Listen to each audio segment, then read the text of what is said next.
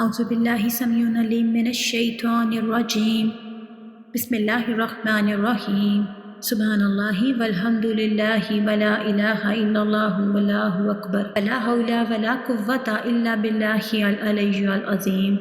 السلام علیکم ورحمۃ اللہ وبرکاتہ۔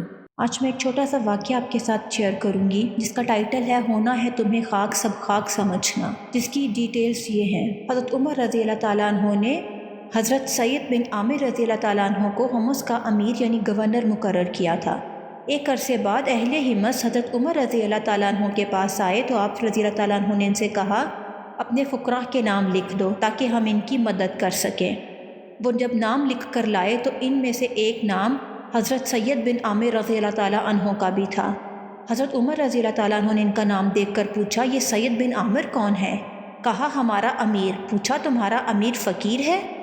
کہا جی ہاں، کئی دن گزر جاتے ہیں اور ان کے گھر آگ نہیں جلتی۔ حضرت عمر رضی اللہ تعالیٰ عنہ یہ سن کر رونے لگے اور 1000 دینار ان کے لیے بھیجے۔ جب وہ دینار ملے تو فوراً انا للہ و انا الیہ راجعون پڑھنے لگے۔ بیوی نے پوچھا کیا بات ہے، کیا امیر المومنین انتقال کر گئے؟ کہا معاملہ اس سے بھی بڑھ کر ہے، دنیا میرے پاس آنے لگی ہے، فتنہ میرے پاس آنے لگا ہے اور مجھ پر چھانے لگا ہے اور میں اپنے آپ کو اس فتنے میں نہیں ڈالنا چاہتا۔ بیوی نے کہا اس کا تو حل ہے، اسے آپ اللہ تبارک و تعالیٰ کی راہ میں تقسیم کر دیجئے۔ چنانچہ اگلے ہی دن انہوں نے ساری رقم اللہ کے راستے میں خرچ کر دی۔ تو اس سے ہمیں یہ سبق ملتا ہے کہ اپنی جو خواہشوں کو کچلتے ہیں وہی اللہ کے ہاں مقام پاتے ہیں۔ دنیا میں رہنے کے لیے جتنا آپ کے لیے ضروری ہے، آپ کے بیوی بچوں کے لیے ضروری ہے، اتنا آپ ضرور کمائیں۔ اپنے ہاتھ سے کمانے والا تو اللہ کا حبیب ہے اور وہ بھی حلال مال، اتنا آپ اپنے اور اپنے بیوی بچوں کے لیے ضرور کمائیں، مگر اس سے زیادہ کے لیے حرام راستہ اختیار نہیں کرنا چاہیے، اپنی خواہشات کو کچلنا چاہیے۔ اپنی خواہشات کو کچلنے والے تو تمام صحابہ کرام تھے اور وہ ہمیشہ ایسے ہی کرتے تھے۔ شاعر نے انہی کے بارے میں کیا خوب کہا ہے، امید نہیں جینے کی یہاں صبح سے تا شام، ہستی کو یہ سمجھو کہ ہے خورشید لب بام، یا کام کرو ایسا جو آئے وہاں کام، آ جائے خدا جانے کب موت کا پیغام۔ اپنی کوئی ملک نہ املاک سمجھنا، ہونا ہے تمہیں خاک سب خاک سمجھنا۔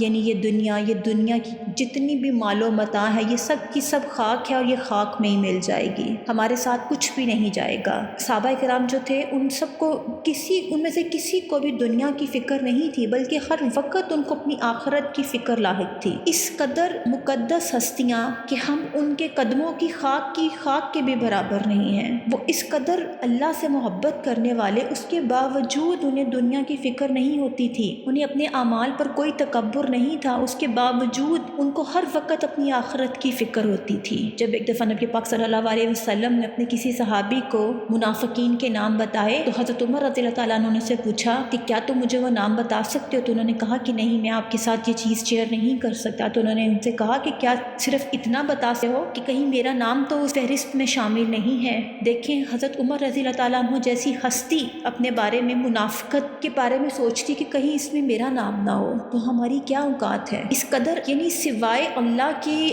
رضا کے انہوں نے کبھی کوئی عمل نہیں کیا، اس کے باوجود انہیں آخرت کی فکر ہے۔ تو ہم لوگوں کو تو سب سے زیادہ اور ہر وقت ہر لمحہ آخرت کی فکر ہونی چاہیے اور ہمیں اپنی آخرت کو بنانے میں اور اپنی آخرت کی تیاری میں اپنا وقت صرف کرنا چاہیے۔ دنیا سے اتنا ہی حصہ لینا چاہیے جتنا ہمارے لیے ضروری ہے، دنیا کے جتنے کام ہمارے ذمے ہیں یا جو ہم نے کرنے ہیں ہمیں اتنے ہی کرنے چاہیے، اور جو باقی کا وقت ہے وہ ہمیں اللہ کے لیے گزارنا چاہیے۔ تو ہم سب کو اپنی آخرت کی تیاری کرنی چاہیے۔ یہ کام اسی طرح ہوگا کہ ہم اسی دنیا میں رہتے ہوئے اللہ تبارک و تعالیٰ کے سارے احکام کو مانیں، ان پر عمل کریں اور نبی کریم صلی اللہ علیہ وسلم کے سارے طریقوں کو اپنی زندگی میں لائیں، ان کو اپنی زندگی کا حصہ بنائیں۔ جس طرح اللہ سبحانہ و تعالیٰ ان سے راضی ہوا، اسی طرح اللہ تبارک و تعالیٰ ہم سے بھی راضی ہو جائیں گے۔ جب ہم نبی پاک صلی اللہ علیہ وسلم کی سنت پر چلنا شروع کریں گے نا تو انشاءاللہ تعالیٰ اللہ پاک ہم سب سے راضی ہو جائیں گے۔ یہ دنیا اور اس دنیا کا مال ہم یہیں چھوڑ کے جائیں گے، ہمارے ساتھ صرف اور صرف جو ہے نا ہمارے اپنے اعمال جائیں گے، اور وہ بھی وہ اعمال جائیں گے جو کہ ہم نے خالصتاً اللہ کے لیے کیے ہوں گے، جس میں کوئی ریاکاری شامل نہیں ہوگی، جس میں کوئی دکھاوا نہیں ہوگا، جو ہم نے صرف اللہ کی خوشنودی کے لیے، اللہ کی رضا کے لیے کیے ہوں گے۔ میری اللہ پاک سے دعا ہے کہ اللہ پاک ہم سب کو ایسے اعمال کرنے کی توفیق عطا کرے جو کہ خالصتاً اللہ کی رضامندی کے لیے ہو۔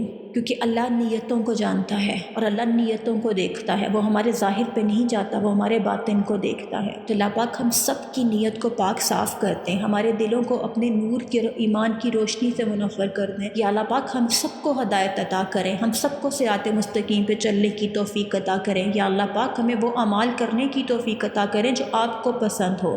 یا اللہ پاک ہم سب کو ایسے مسلمان اور ایسے انسان بنائیے جو آپ کو پسند ہو، اور جب ہم آپ کی بارگاہ میں آپ کے سامنے آئیں تو آپ ہم سے یہ کہیں کہ آپ ہمارے سے راضی ہیں، آپ ہمارے سے خوش ہیں۔ اللہ پاک ہم سب کو اپنے حفظ و امان میں رکھیں۔ اللہ حافظ۔